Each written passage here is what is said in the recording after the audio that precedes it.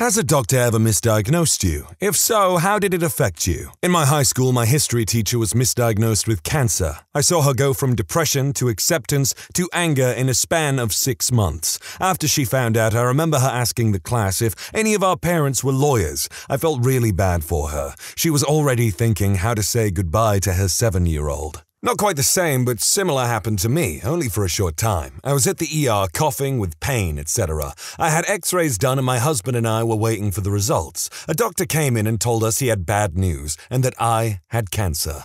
We were shocked and I started to cry. He looked at my name tag and said he'd be back. 10 minutes later, another doctor came in to tell me I had pneumonia and they would start treatment straight away. We asked about the cancer, but she didn't have any idea what we were talking about. Probably the only time I've been happy to have pneumonia. Our neighbor across the road had the reverse happen. The doctors kept telling her there was nothing wrong with her. By the time they finally diagnosed her breast cancer, it was too late. She was dead within a few months at 28, leaving a husband and 4 young children. I guess this is why hypochondriacs exist. When I was 14, I was told I was pregnant after getting an ultrasound to check my kidneys due to high blood pressure. No pregnancy test, no questions. I was a young girl, so I obviously was pregnant after they found an abnormal mass. Ended up being a cyst. None of the doctors would listen to me when I said that I had never even kissed a boy before. The sad part of the story was that after the doctor told my dad and me that I was 10 weeks pregnant, I adamantly denied that it was even possible.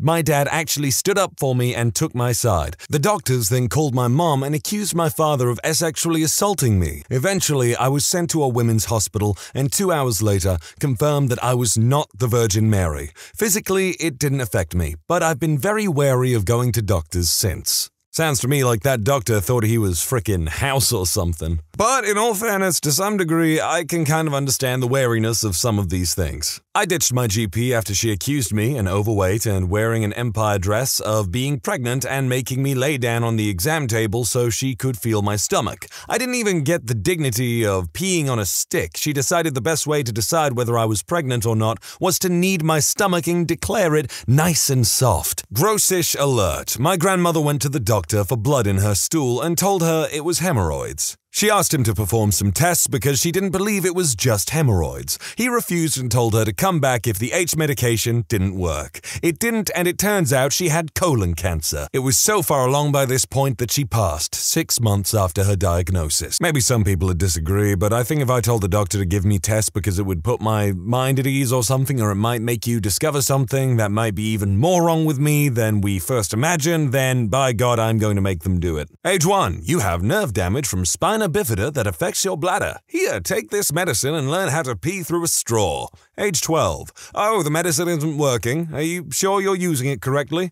Age 16. Here, try ditropan again. Age 21. Here, try bladder Botox. Age 22. Oh, hold up, there's something weird about your bladder. You also have a second ureter on your left kidney. Age 23. Yeah, you have a hole in your bladder that's probably congenital. There since birth. Wait 6 months and we'll get you in to fix that up. I've had multiple MRIs since birth, and apparently the second ureter and the hole in the bladder was somehow missed. I'm still waiting for the surgery date. I also want to make it clear that I have no ill thoughts about anyone who missed my diagnosis for so long. Stuff happens, and it's definitely not a reflection on my healthcare system. I'm more annoyed at my own body for being so messed up to begin with. The only person I'm annoyed with is the guy that told me I wasn't trying hard enough, and he's dead now, so I can't even be like, in your face, jerk. Personally, I think that's real cope, to be honest. No, your healthcare system really sucks if through 23 years of, having this checked out and no one really noticed this. I don't know, that's just my opinion. A psychologist I was seeing once gave me schizoaffective disorder, but walked it back to a temporary psychotic episode a few weeks later. Spent those few weeks in a state of shock and disbelief, though. Horrendous pain, vomiting. ER doc says that I have a lot of stool. I told the doctor that he wasn't the first person to tell me that I was full of crap, but that there was something else wrong. Another doctor says the same thing. I am becoming belligerent because of this nonsense and the excruciating pain. Third opinion doctor orders CT. I had gangrene on my appendix and it was hours from rupturing. Midnight emergency surgery. 5 days in the hospital. If I went along with what they had initially said, I would be dead. I went to an ER after driving to 12 feet. I heard something like a crackle and pool water drizzling down my throat through my ear, and immense pain. Upon describing this to the doctor at the ER, he diagnosed it as an ear infection, a 0 to full-blown ear infection, which had nothing to do with the dive, the nose, or the fact that pool water has very distinct taste when it runs down the back of your throat. At my ear specialist, who I saw as soon as possible, I was correctly diagnosed with barotrauma. The effect from the first doctor was unnecessary agony for 24 hours because he apparently didn't get paid enough to listen to anything beyond the symptoms. At least in the end, it was a full recovery. When I was 15, my GP told my mum that the crippling pain below my sternum, the very upper part of my abdomen, was heartburn, and he prescribed antacids, ignoring the fact that this pain would literally have me on the floor in the fetal position crying. Heartburn. So, of course, the medicine doesn't work, and I deal with this pain several times a week for 4 years, until I'm 19 and deployed to Iraq. Thankfully, my NCO wouldn't listen when I had an attack and told him it'd pass. He sent me to our clinic. They draw blood, it's pancreatitis, secondary to gallstones. They removed my gallbladder and it got much better. I still have rare acute pancreatitis that I believe is from the damage of 4 years' worth of stones passing through my duct, that quack. You know, I think the closest thing to any of these stories that I had is when I broke my foot. I went to the school nurse and she was like, it's fine, it's just a bruise. I was like, no, I literally can't walk, I'm going to the hospital. I went to my pediatrician when I was 19 about pains I had been having in my back. They were in a specific location, a bit left of my spine, center height, and would come suddenly, be quite intense, and then go away for a while. It wasn't a new feeling, but they were getting worse. She chalked it up to my anterior pelvic tilt, poor posture, lack of exercise, and prescribed me some workouts to do. It wasn't bad thinking on her part, as I wasn't in great shape at the time, but it definitely felt like she didn't take my symptoms very seriously. Maybe I didn't do a good enough job conveying the intensity. About a year later, I was at my parents' house, made myself a box of Kraft mac and cheese, and wound up in by far the most pain I've ever experienced. It's hard to describe the pain without sounding hyperbolic, but I'll say I was sat in a chair trying not to breathe and thinking about how long I could last before jumping headfirst over the balcony railing into the floor below.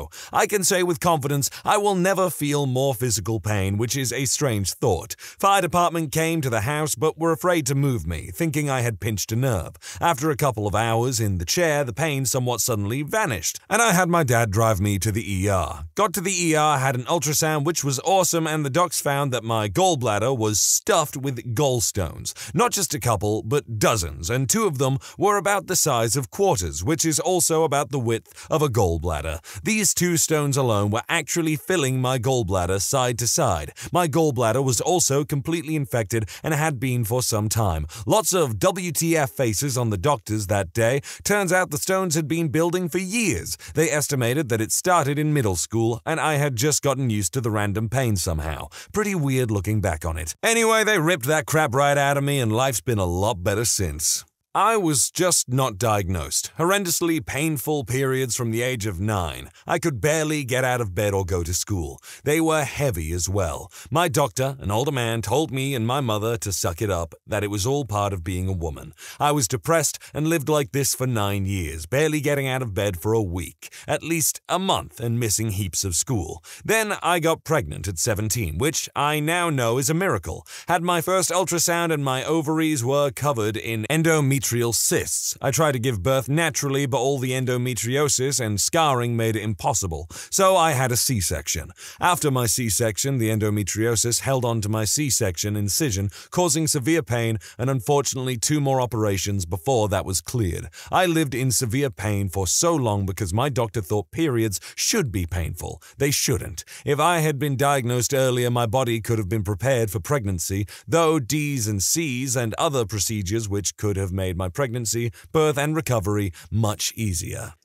I went to the doctor with really bad food poisoning and he told me it was nothing and that I should eat something like digestives, Graham biscuits, because I hadn't eaten for 3 days. Turns out that's absolutely the worst thing you can do with salmonella, as it strips your stomach lining. It felt like I'd eaten a bunch of razor blades. I ended up in hospital for the pain and nobody told me what was wrong with me until after I was released. I would never have known if it wasn't for the phone call from the Center of Communicable Diseases. At risk of sounding stupid, I actually had no idea that's what salmonella does to you.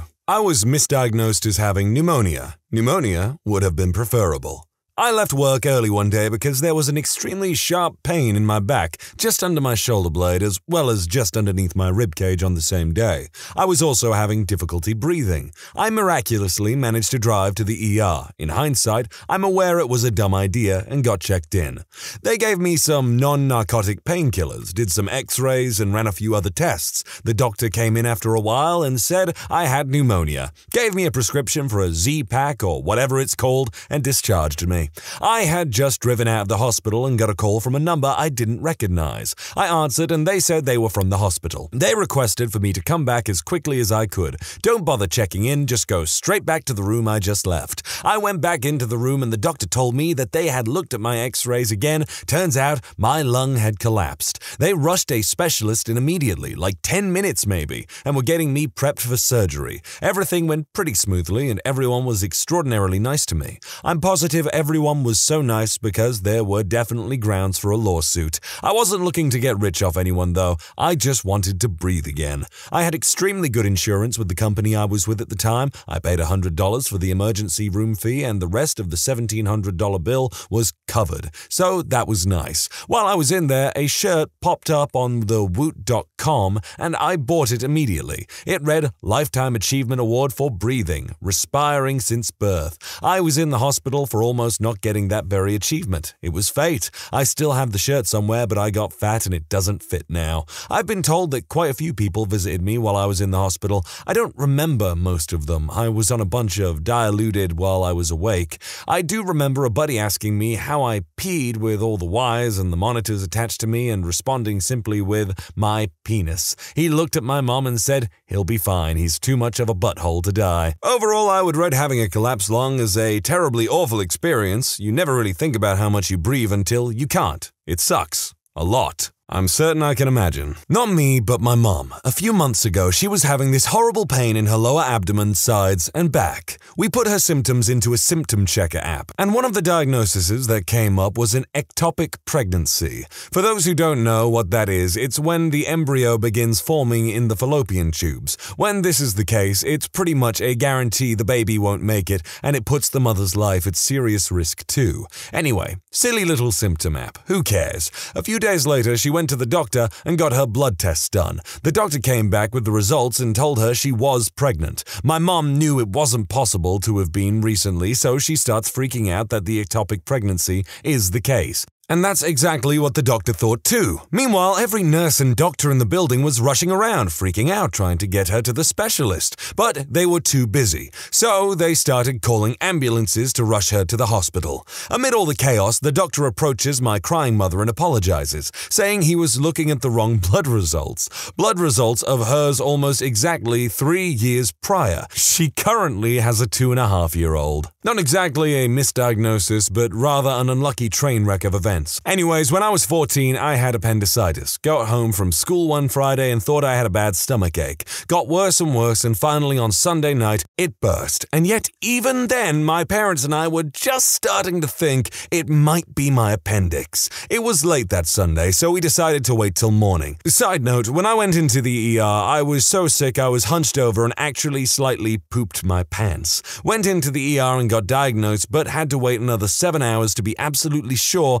that it was appendicitis because reasons. By the time they wheeled me into the OR, I was vomiting black bile. Woke up from surgery feeling slightly better, but totally knocked out from all the substances. Then my pain started to get worse, and the doctor told me I had an abscess in my abdomen because we waited so long to do the appendectomy. I had two options: get surgery, which would be a surefire but painful way to drain it, or be transferred to their main campus about 15 minutes away and do a procedure to put a drain into it. The drainage would take about a week. I opted for the week-long drain. The operation was successful, and a week later, I'm halfway out the door with the drain still in me as doctors are telling me how to take care of it at home. Then they drew my blood and saw that my white blood cell count was through the roof and made me stay again. I mean, my mom and I were packed up and I was dressed in actual clothes for the first time in a week. I was devastated. We were presented the same options as last time, but I opted for the surgery. As I was being prepped for this surgery, my doctor told me it would only normally take about an hour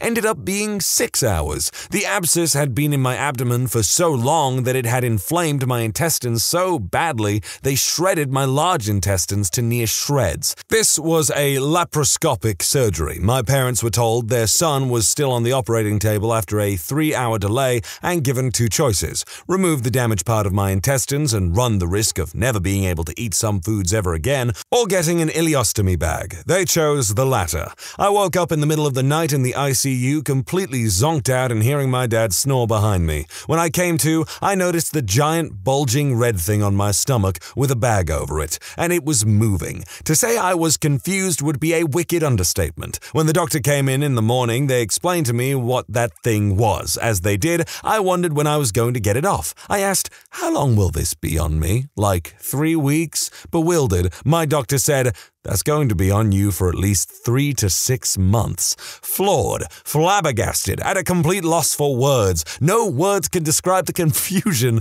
and complete bewilderment that I had in that moment. I was in shock for the next week until one nurse asked if I wanted to name it Jeffrey the Stoma. Gone but never forgotten. She changed my outlook on the whole situation. If I was going to have this bag of poop hanging from my stomach, might as well make the most of it. It wasn't easy. I had to cut most of the foods I normally ate, like greasy stuff, out of my diet, since it went straight through my small intestines and into the bag like water. The bag would constantly spill in the middle of the night and I'd wake up covered in poop. But I made it. Surgery day finally arrived 4 months later and Jeffrey was gone. And then things went from bad to worst in a matter of minutes. I was sitting in the play area they had since I was in the pediatric wing and wanted to walk about. This was about 3 days after the surgery. I was being visited by a friend at that time when I got a sharp pain in my stomach, but it was easily ignorable. It got progressively worse. My thought process went like this: I'll be fine. I'll just take some pain meds when I get back to my bed. I'll see if I can ask for pain meds right now since I'm carrying my IV around with me anyways. I'm going to die, aren't I? Literally minutes before I was walking around by myself with little to no help. Now I was screaming in pain, trying to even lift myself off the couch and into a wheelchair. We waited a week when we decided that I needed another surgery and probably would have another ostomy. 2 side notes. 1. I spent my 15th birthday eating ice chips.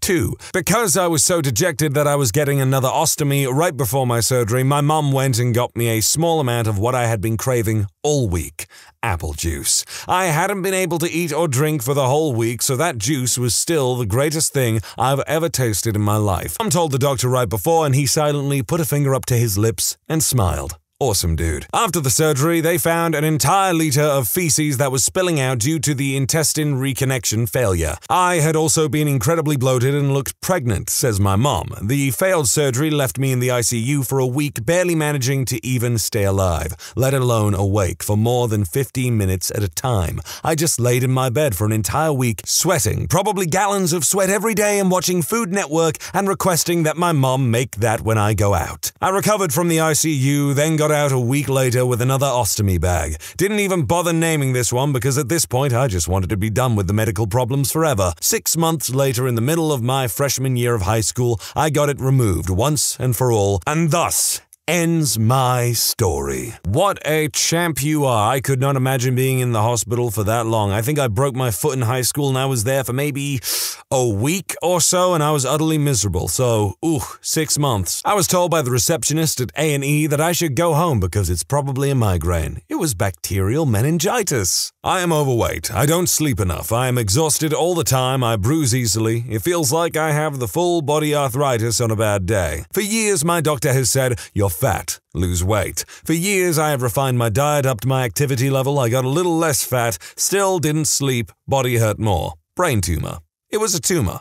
Granted, the best kind of tumor, small and benign. It destroyed my self-confidence. I went through years of frustration and self-doubt. My health continued to suffer as the tumor grew and completely shut down my endocrine system. And let me tell you, dealing with a non-functioning endocrine system is something else. But at least I know now what is wrong. That sounds like it friggin' sucks. Like, I'm someone who cares a lot about their personal fitness and everything, but it must suck when you go to the doctors and every time it's like, "Oh, you're fat. You're fat. That's the reason why anything's wrong with you. It's because you're fat." And you're just sat there like, can we run some tests or maybe explore some other possibilities? Because I think it's more than that. It's like, no, it's because you're fat. On that note, though, if you're happy with your body the way that it is, I'm glad for you. But keep in mind that your personal physical fitness and health is all your personal responsibility, and obesity does cause its own fair share of issues. When you subscribe, make sure to hit the bell to turn on notifications. Put the playlist on in the background to finish listening to all the stories. And if you like Am I the Genius, give Am I the Jerk a shot. Linked in the description below.